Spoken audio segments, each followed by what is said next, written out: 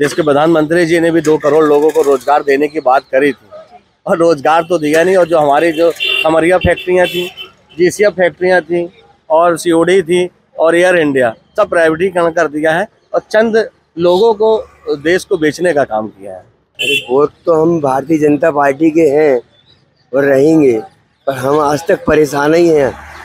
हमारा मकान तक नहीं बना, मकान गिर गया, उसका मुआवजा तक नहीं मिला हमको। फिर भी आप बीजेपी को ही वोट देंगे? तो हम उन्हीं को देंगे, क्योंकि कर्मचारियों की गलती है, सरकार की गलती नहीं है। ये तो नेता विधायक जीत जाएंगे, 5 साल तक देखेंगे तक नहीं जनता कहाँ है। अभी तो वो घर घर जा रहे हैं, पैर पड़ने हाथ जोड़ने।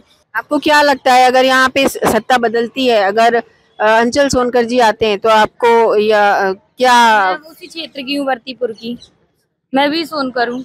अच्छा, ओके। लेकिन मैं तो ये चाहती ना मुझे बीजेपी से ना कांग्रेस से मतलब है, जहाँ मुझे मदद मिलेगी मैं तो वहाँ जाऊंगी। नमस्कार, सी टाइम्स के मतदाता संवाद में आप सभी का एक बार फिर बहुत बहुत स्वागत है। आज सी टाइम्स की पूरी टीम जबलपुर के पूर्वी विधानसभा क्षेत्र में दौरा कर रही है। तो आइए जानते हैं कि जनता के मन में क्या है, किन मुद्दों पर वो हमसे बात करेगी। चलते चलते आपको ये और बता दें कि जबलपुर की पूर्वी विधानसभा से कांग्रेस ने उतारा है लखन घनघोरिया जी को और बीजेपी की तरफ से अंचल सोनकर जी मैदान में हैं। इतिहास अपने आप को दोहराता है और ये दोनों ही उम्मीदवार आपस में पिछले चुनावों में हमेशा एक दूसरे के आमने सामने रहे हैं। इस बार भी एक दूसरे के आमने सामने, देखते हैं कि जनता किसे चुनती है। आपका नाम क्या है? अमरचंद बवरिया जी। तो ये जो पूर्वी क्षेत्र है, यहाँ से आपको क्या लगता है कि क्या समस्याएं यहाँ की मूलभूत? पहली बात तो मैं कैंट से निवास करता हूँ जी। और पूर्व क्षेत्र के बारे में सुना हूँ कि यहाँ पर क्षेत्र के विधायक हैं शायद लखन घनघोरिया जी हैं और वो पूर्व कैबिनेट मंत्री भी रहे और उन्होंने विकास का काम तो किया है। तो और क्या आप चाहते हैं, और क्या समस्या यहाँ की? सड़कें, नाली, पानी, इस तरह की कोई समस्या? देखिए, पूर्व क्षेत्र की बात करता हूँ, पूरे मध्य प्रदेश की बात करूँ तो आज इस क्षेत्र में बेरोजगारी का आलम तो बढ़ा है। एक और बड़े बड़े वादे चुनाव में, जब जनप्रतिनिधि या छोटा जनप्रतिनिधि हो या बड़ा जनप्रतिनिधि हो, जब चुनाव लड़ता है तो बड़े बड़े वादे करता है। रोजगार देने तक की बात में शायद देश के प्रधानमंत्री जी ने भी 2 करोड़ लोगों को रोजगार देने की बात करी थी और रोजगार तो दिया नहीं। और जो हमारी जो खमरिया फैक्ट्रियाँ थी, GCF फैक्ट्रियाँ थी और COD थी और एयर इंडिया, सब प्राइवेटीकरण कर दिया है और चंद लोगों को देश को बेचने का काम किया है। तो आपको क्या लगता है अगर सत्ता बदलती है तो ये काम होंगे? स्वावलंबी बनाना चाहिए देश को, नहीं कि, और मैं तो इसके बिल्कुल खिलाफ हूँ कि 1000 रुपये और 1250 रुपये देना चाहिए। एक और जहाँ पर छोटे छोटे उद्योग लगना चाहिए, महिलाओं को रोजगार मिलना चाहिए। एक और आप देखते हैं कि कोरोना काल में जब किसी बहनों की याद नहीं आई और जब सत्ता भारतीय जनता पार्टी, मुझे ऐसा लगता है कि जब जाने की बात आई तो कोरोना इनको बहनों की याद आ रही है। जी, और चुनाव के पहले ही सारी योजनाएं क्यों लाई जाती हैं, इस पे क्या कहें?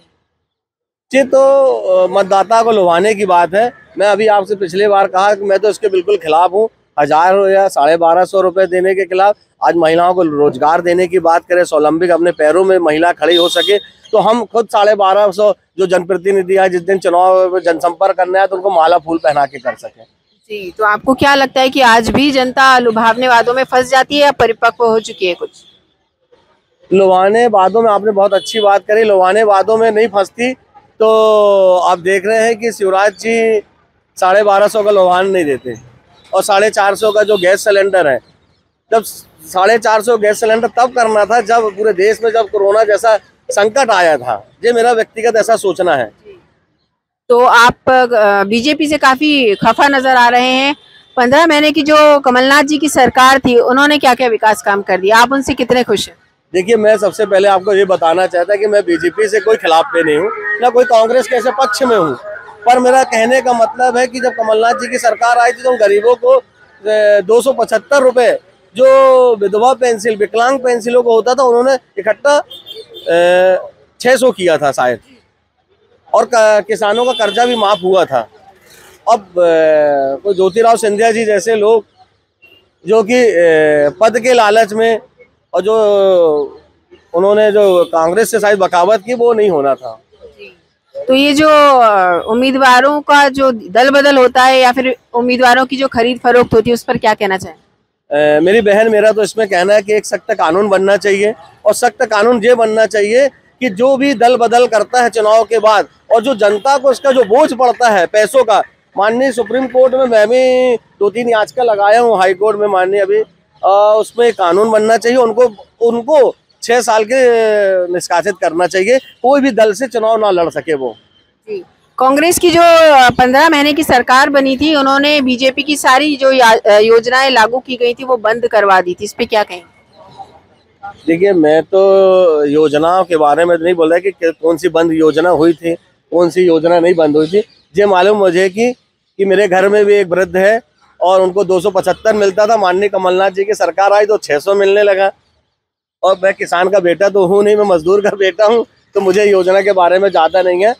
पर ये दल बदल का कानून आना चाहिए देश में, जो अपन को बार बार चुनाव का जो जनता को जो भार आता है वो कहीं ना कहीं अपन आपको आता, हमको आता है, उस परिवार को आता है। तो इसमें कहीं ना कहीं देश के जो भी न्यायपालिका है उसमें विचार करना चाहिए। बहुत बहुत धन्यवाद। अभी 17 तारीख को जो चुनाव होने वाले हैं, विधानसभा चुनाव, तो आप किसको वोट देने वाले हैं? अरे वोट तो हम भारतीय जनता पार्टी के हैं और रहेंगे, पर हम आज तक परेशान ही हैं। हमारा मकान तक नहीं बना, मकान गिर गया, उसका मुआवजा तक नहीं मिला हमको। फिर भी आप बीजेपी को ही वोट देंगे? तो हम उन्हीं को देंगे, क्योंकि कर्मचारियों की गलती है, सरकार की गलती नहीं है। उसने तो योजना निकाल दी है, अब लाडली बहना निकाली शिवराज जी ने, पर हमारे गांव के जो सचिव है और सरपंच है उनका कहना है कि तुम्हारा उसमें नाम है तो तुम्हारा नहीं होगा। हमारी मैसेज को बोल दी कि तुम्हारा नहीं होगा। मकान अभी हमारा 11 साल मतलब 14 साल से हम चक्कर लगा रहे हैं, सन 9 से, मगर मकान के लिए कोई ध्यान नहीं देता। लैट्रिन का पैसा आया तो कहते तुम बना लो, फिर हम पैसे देंगे। हमारे पास पैसा होता है तो हम खुद ही बनवा लेते, हम काहे के लिए चक्कर काटते। तो आपकी नज़र में बीजेपी ने प्रदेश में क्या क्या विकास कार्य किए? बीजेपी ने तो सभी विकास करी है जो कांग्रेस ने कभी जिंदगी में नहीं कर पाई है, क्योंकि उसने, मगर जो बीच के कर्मचारी हैं उन पे अंकुश लगाया जाए और हमारा काम करवाया जाए, ताकि हम जिंदगी ढंग से जी सकें। अभी 5 जुलाई को हमारा लड़का ख़त्म हो गया, एक ही लड़का था, पर सरपंच ने हमें वो 5000 जो तत्काल में मिलता है वो भी नहीं दिया। बोल दिए वो तो आपने कुछ दिया ही नहीं, जबकि सब कुछ वहीं पलारी में अंतिम संस्कार भी वहीं हुआ। मैं ग्राम खेरा पलारी का रहने वाला हूँ, सिवनी जिला का, पर मेरे लिए कुछ भी नहीं हुआ। मेरा मकान देखने तक नहीं आई सरकार के कोई भी कर्मचारी। मकान गिरने के बाद में उसने पटवारी ने लिख के ले गया, फोटो उतार के ले गया, उसके बाद से वो कभी आया ही नहीं देखने के लिए। दोबारा 2-4 बार गए, अब पैसे धेला है नहीं कि अपन वहाँ जा सकें बार बार। गरीब आदमी है, रोजी रोटी यहीं पे मजदूरी करते हैं तो खाते हैं रोज। तो आपको क्या लगता है, मतलब आपका कहना यह है कि सुनवाई नहीं हो रही है, जनता की सुनवाई कहीं नहीं? हाँ, सुनवाई होना चाहिए, ये चीज़ शिवराज जी तक पहुँचना चाहिए कि ग्राम पलारी सबसे पिछड़ी जगह में आ रहा है, क्योंकि वहाँ पे एक तो महिला पंचायत हो गई है, तो उनके पास जाओ तो वो कहती है हमारे इख्तियार में है ही नहीं है। हम आज वहाँ पे 120 साल 24 साल हो गए रहते, हमारे पूर्वज भी रहे हैं, हमें पट्टा तक नहीं मिला उस जगह का। हम पट्टा लेने गए तो वो दुनिया की बात बताते हैं और यहाँ बोलते हैं कि चाहे वो भूमि किसी भी विकास किसी भी मतलब क्षेत्र की हो तो उसको पट्टा मिलना चाहिए, पर हमें पट्टा नहीं मिला आज तक।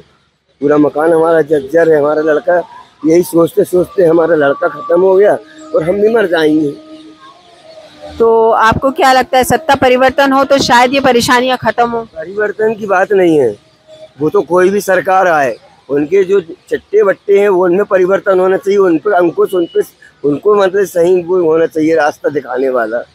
उन पे कोई ध्यान नहीं देता। उनने तो सौंप दिए, उनने कहा ये आगा चौक, उनने कहा तुम देखो, उनने कहा ये चौक तुम देखो, बाकी करते कुछ नहीं है वो भी। यानी कि सत्ता किसी की भी हो, काम नहीं हो पा रहा है। नहीं हो रहा। हम तो आज बताए 14 साल हो गए, 14 साल से हम भटक रहे हैं। हम आज अपने क्षेत्र को छोड़ के दूसरे शहर में आके और बसे हैं, अभी किराए से रहते हैं हम। हमारा बहुत बड़ा मकान है परंतु किराए से हैं हम। एक तो हमारा बच्चा भी खत्म हो गया। यानी कहीं ना कहीं जनता परेशान है।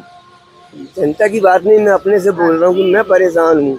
मैं जनता को तो खुशहाल देख रहा हूँ, सब खुशी हैं, मेरे सामने वहाँ पे जो और भी लोग हैं उनके सबके पट्टे बन गए कई लोगों के, पर मुझसे ये कहा जाता है कि ये जनपद की जगह है और ये होता है।